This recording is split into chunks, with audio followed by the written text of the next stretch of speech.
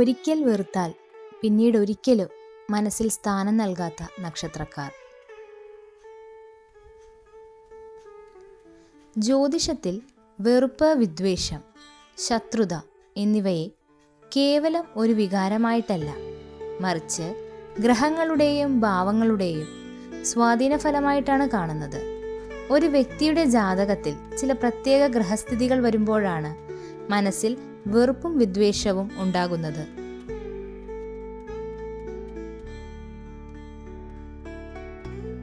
ഇവർ വേണ്ടുവോളം സ്നേഹം തരും. പക്ഷേ ഇവരുടെ മനസ്സ് വെറുത്താൽ പിന്നീട് ഒരിക്കൽ പോലും ഇവരുടെ മനസ്സിൽ കയറി പറ്റാമെന്ന് കരുതേണ്ട.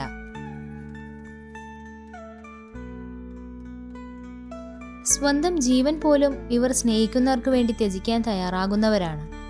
ഇവർ എത്ര വേദനിപ്പിച്ചാലും തിരിച്ച് സ്നേഹിക്കുകയേ ചെയ്യൂ.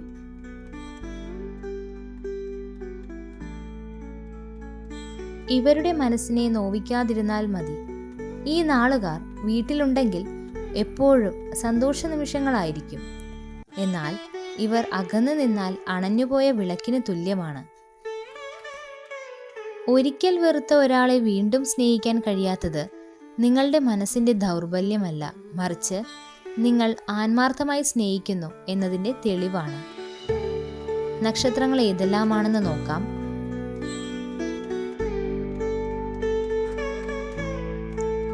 അശ്വതി, ഭരണി, കാർത്തിക, മകയിരം, തിരുവാതിര, അവിട്ടം, പൂരം, ഉത്രം, പൂയം,